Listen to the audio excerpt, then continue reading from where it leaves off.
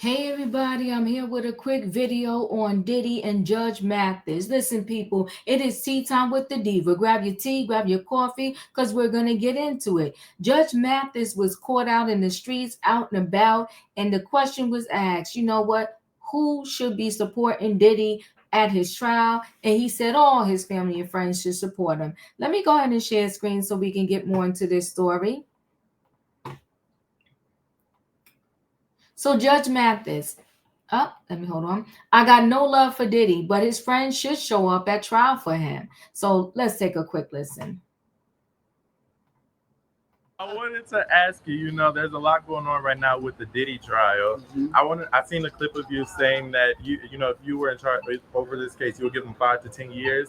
I kind of want to know, from what we've seen so far, what are your thoughts on everything? Those are state charges. I would give him 5 to 10 years for the multiple assaults against women. And I think they've proven that he was involved with the arson, burglary, being in the man's house. You don't have to break in. You don't have to break anything, kick the door down. Just being in someone's house unlawfully without their permission is burglary. So I think those 3 things have been proven. But they're state crimes, and their statute of limitation has expired. So that is irrelevant. The federal charge is where I think only thing they have proven thus far in the RICO case is the interstate transfer of prostitutes. And perhaps now, from what I heard yesterday, from Jane, I believe it is, she suggested that interstate transfer of drugs for personal use. The prosecutor charged, however, in the RICO with distribution. Distribution is typically the sale, but in this case, they are charging for distribution, which I think is more like personal use. You send someone out to buy the drugs and y'all party off of it, as opposed to buying them and selling them or distributing them for money. What do you think about Kanye showing up to trial? Do you think that could hurt or help his chances in any way, or it doesn't affect the jury at all? What do you think about that? I think it creates drama, more drama than we've seen already. So that's my assessment, is just creates drama. And I'm not sure whether that was intentional for Kanye to create drama, or whether he's there to comfort and support a friend, which I think is fine. You should be there with your friend to comfort him. Even though he has done wrong, he has committed some heinous crimes, assaults against these women. But if I were a family member, I would be there to comfort him. Okay. Not defending, not stick up for what you've done. I will condemn him in private, and I will support him in public. So do you think Kanye being there will sway the jury at all, or it doesn't really hold any weight or effect on the jury? Well, it might hurt a little, because Kanye is known for a very sexually charged lifestyle. Do you think more of Diddy's friends should be showing support to him? Comfort him, yes.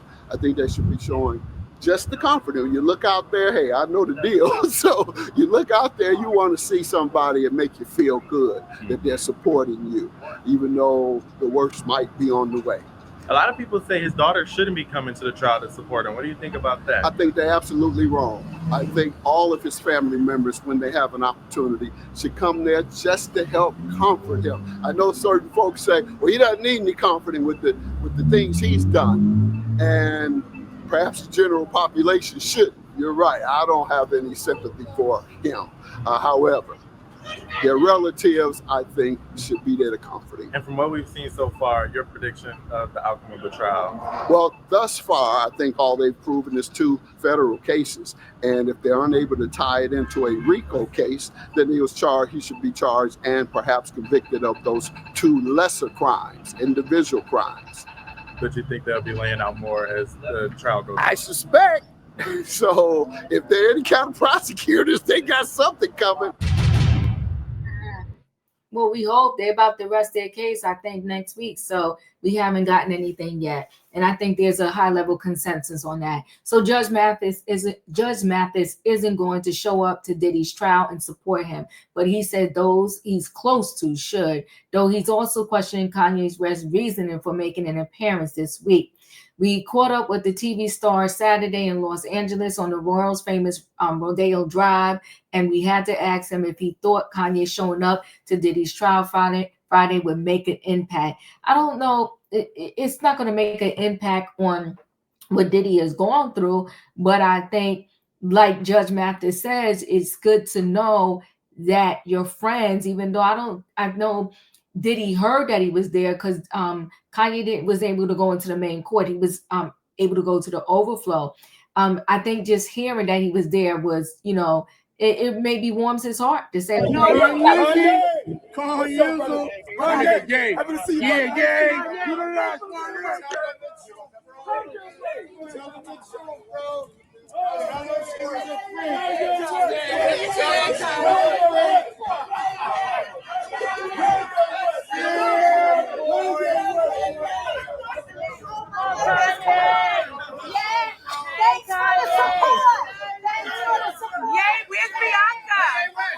Kanye, do you think the Illuminati is behind this attack on Diddy?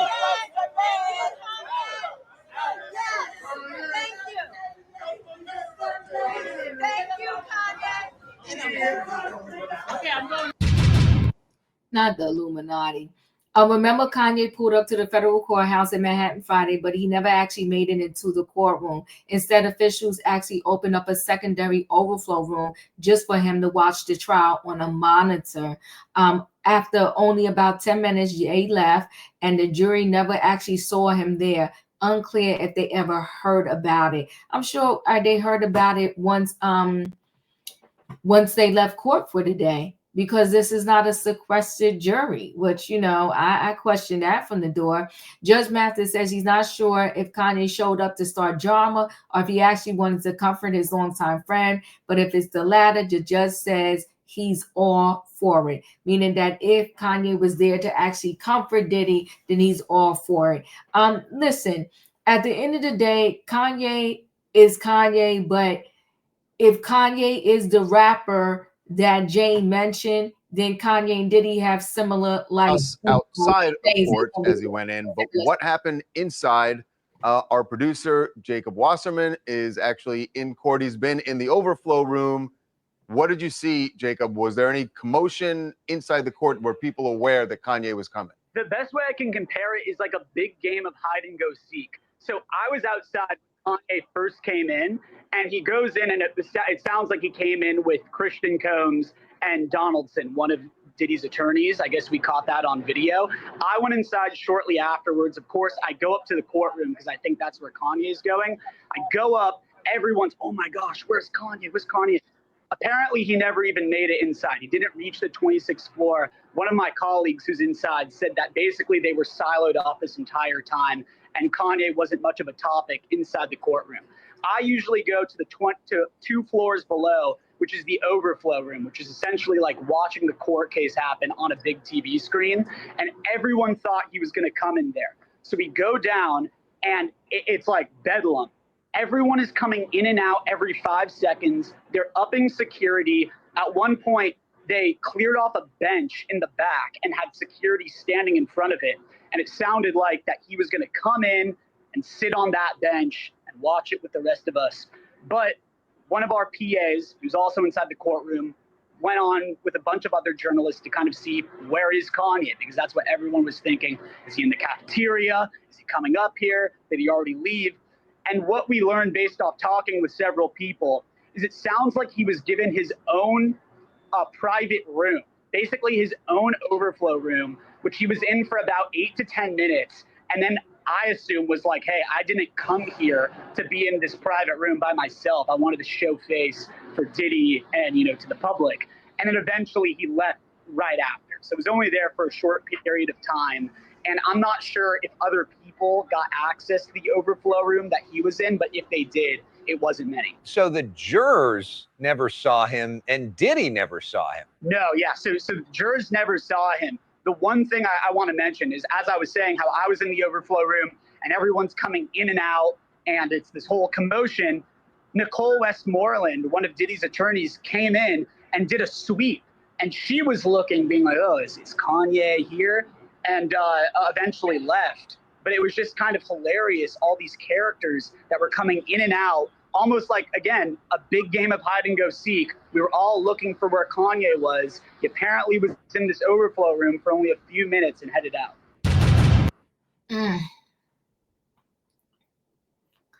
Judge Mathis says, I think I read that to you. In fact, Judge Mathis says more of Diddy's friends should go and be there for him, adding if he were a friend or family member, he'd go. To be clear, Judge Mathis says no one should be justifying Diddy's alleged actions, but that doesn't mean people can't go to provide comfort to him.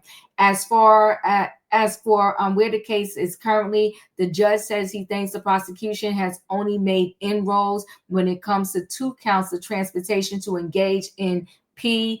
After Jane testified that she arranged travel and Diddy paid to fly a S worker across state lines. Mathis says the P needs to do more work. The prosecution needs to do more work if they're going to get a guilty verdict on the other 3 charges. So we'll have to wait and see how it turns out. We'll take a listen on how TMZ, wrapped up day 23. I think that, again, for many people, in terms of Judge Mathis, what he's saying, many people believe that they have not proven this RICO yet. There's some people that are stretching it and saying, yes, they did. I was at my girlfriend's house today, and she was watching Godfather 3. I was seeing the tail end of it, and I said, it's ironic because if you think of RICO, you think of something like, stuff that went on in these Godfather movies. That's it. I've slipped and fell twice. He didn't say what he slept and fell in, but if you have that much lube and that much baby oil, you can kind of figure it out. Hey everybody, Charles here. Day 23 in Diddy's federal trial. And we learned a little bit about post-freak-off slip and falls. It happened to someone. We will explain what they were slipping and falling in just a little bit later. Stick around for that. But Diddy was not the person everyone was talking about today, at least for a while. It was a different celebrity. His buddy, Ye. Kanye West showed up at the federal courthouse in New York today. And what an appearance it was. Made a big entrance. He did not come in at the beginning of the day. And in fact, it was a little unclear whether he'd even be able to get into court because testimony had already begun. But he rolled up, got out of his car, walked in, all head to toe in white denim, and then was met at the door by Diddy's son, King Combs. But when he went inside, I think things did not go the way that Ye expected them to go. Obviously, he's going there because he wants to show support for Diddy. And really, he would be the first of his celeb friends to show any support, any public support at least, for Diddy, and the only celeb who would have shown up at court to support him. But he did not get to go into the courtroom. He walked into the courthouse and then was told that he couldn't go into the courtroom and he'd have to go into the overflow room. Now, the overflow room is where they have a lot of other reporters, media gathered, essentially just watching the trial on a big TV. And we're told from our reporter, Jacob was in that overflow room. That's where he watches every day. And there was a big commotion in there. They actually, the deputies came in, they cleared off a bench at the back of that room, and it seemed like that's where they were expecting Kanye to watch. But then there were a lot of people coming in and out, and even some of Diddy's attorneys stuck their head in, kind of looking for Ye. Didn't see him in there. Well, it turns out what the deputies decided was that it was just going to be too much of a commotion, too much of a distraction if you were sitting in that room with all the other media. I mean, let's be honest.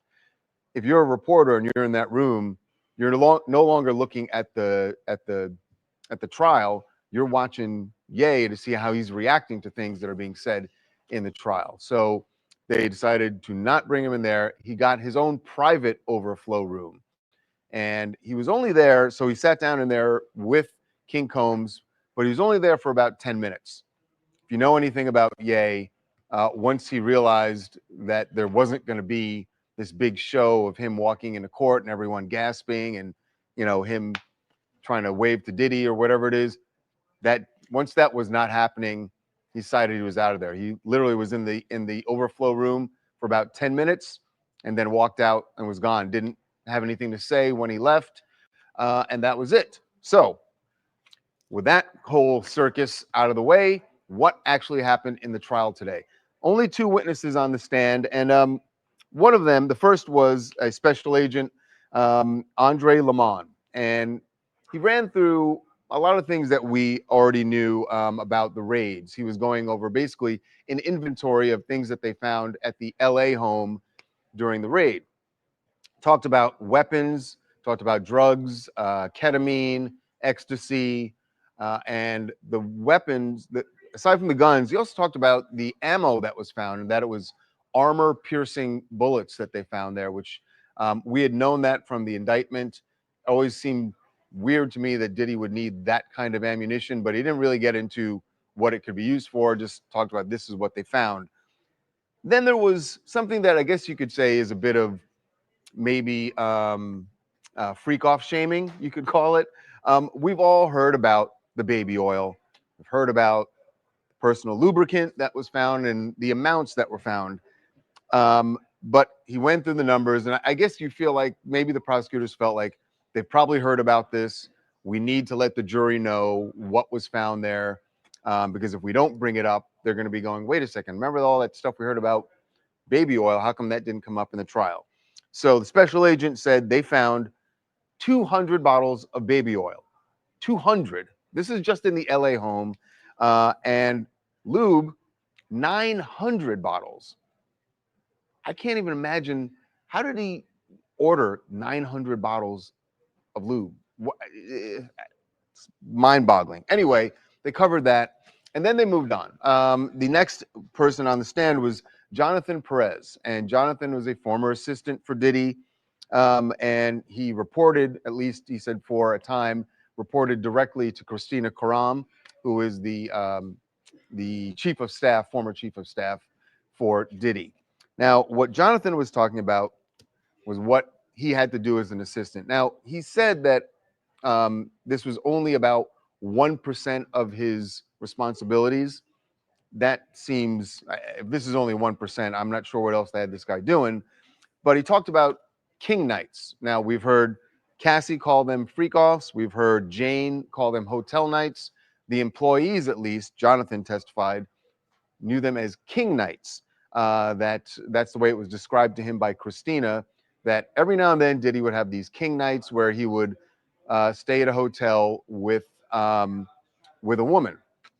Jonathan said that it was usually Jane when he was setting these things up. And he talked about what the setup was about, that they would get enough supplies in there for about 12 to 24 hours of fun for Diddy and whoever else was in there. And he wanted 12 to 24 hours where he wouldn't have to call Jonathan or any other assistants, that he could just be there without bothering anybody. Things they had to set up: food, liquor, music, red lights, condoms, lube, and sometimes honey. And this was interesting. I think a lot of the things you hear about honey and what it's good for in your health. I hadn't heard this one, but said that Diddy would take the would have honey as part of the setup because it enhances the libido. So there's some news you can use.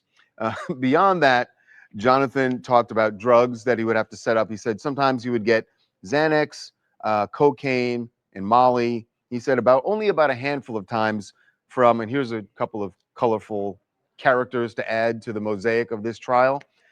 He said the dealers that he would get it from were people named Guido and Baby Girl. Pretty sure those were not their given names, just their professional names. But he talked about all of that setup.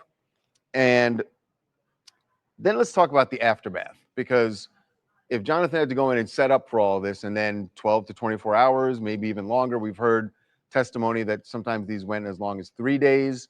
But he said he would also have to go in and clean up the hotel rooms.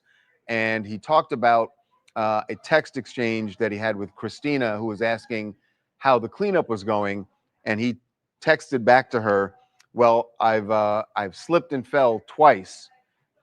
He didn't say what he slept and fell in, but if you have that much lube and that much baby oil, you can kind of figure it out. When you hear all these things that Jonathan had to do, you just go like, God, I hope this guy was getting some hazard pay. He did testify as to what his salary was, so you can decide if this would be enough for you. He said he started out at 80,000 a year. That's nothing to sneeze at, and actually went up to 100,000. But man, cleaning up after those freak offs. Anyway, 80 to 100,000. That's what he said his salary was. And then on cross-examination, this was interesting because they made Jonathan talk about the fact that one, he had many other responsibilities. The King Knights were just a small part of that. And they asked him also how he felt about Diddy. And he said, actually, he was asked this by the prosecutors, which is also interesting, that the prosecutors asked him how he felt about Diddy today. And he said, I feel great about him, the same way I felt when I was leaving my employment, which is an odd thing after all those things he just said he had to do, which you would think would be very distasteful. He said he still felt great about Diddy. He said that on cross-examination, he had never seen him be violent with anyone, and that's which I thought was an odd thing to ask him because, I mean, we all, as part of this testimony, we've seen the Cassie video. The jurors have seen it. They know about it. So why does it matter that Jonathan never saw him hit a woman or anybody else? But they had him talk about that. And then he talked about some text messages between himself and Jane where they were talking about the things he needed to pack up, that Jane would ask him to pack up for these King Knights. And I think that was interesting because what they wanted to point out was that Jane was involved in setting up these things. And again, this is all about trying to make it clear that she was into this lifestyle and Diddy was not forcing her into that. That was what the defense got clear to the jury on cross-examination. So winners and losers. Today, I got to say it's prosecutors because they got back to, after several days of Jane being cross-examined and really making it murky for the jurors as to whether or not she was forced into this lifestyle or not. Today you just had people talking about the bad things, right? You had the special agent talking about all these things they found, the ammunition, the drugs, probably not that shocking to the jury anymore, but certainly the ammunition and certain firearms that had serial numbers scratched off. All of that just looks really shady. So that's bad. And then you have Jonathan detailing everything he had to go through as an employee of Diddy's. All that stuff isn't good. It's just not good for the character of Diddy.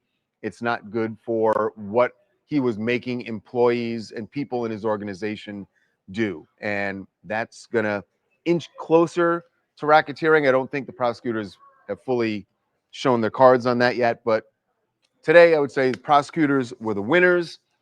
Next week, we are expecting the testimony of Brendan Paul, a guy whose face you probably remember when the raids went down. He got arrested after the raid in Florida when they went on Diddy's private jet.